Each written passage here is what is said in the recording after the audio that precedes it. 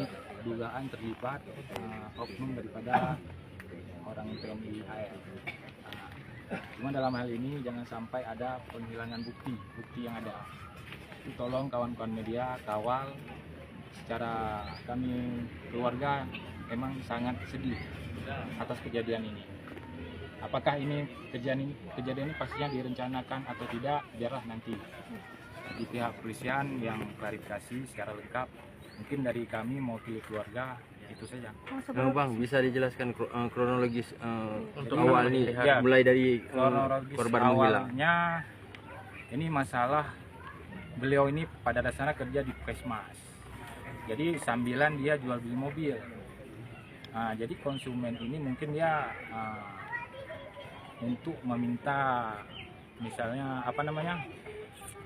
dia pelanggan mobil konsumennya.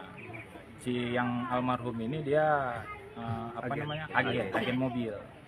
Sehingga pada saat hari Jumat tanggal 14 habis sholat Jumat, orang ini pertemuan di depan ASEAN. Pada saat di depan ASEAN mungkin berselang 1 jam atau lebih, disitulah kejadiannya.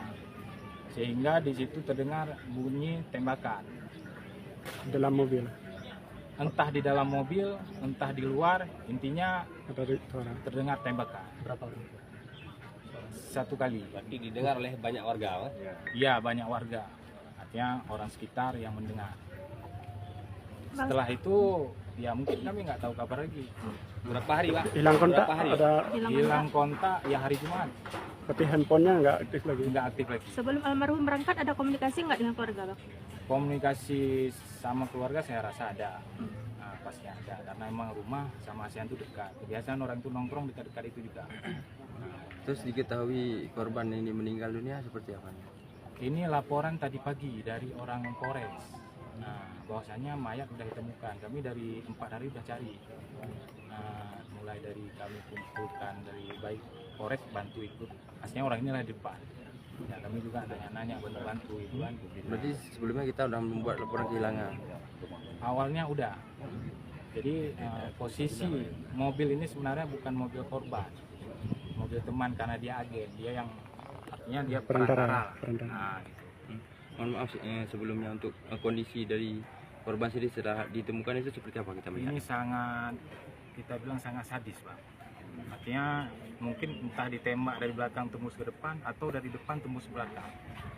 Pokoknya ada luka bekas tembakan. Ada. Di bagian? Di bagian Ada berapa, Bang? Depan sama belakang ini. Ada berapa tembakan, Bang? Itu kalau kita lihat 1, karena tembak sini bisa jadi tembus ini, atau dari belakang bisa tembus ke depan. Di muka ya? Iya, di sini, sekitar ini lah, lebih kurang.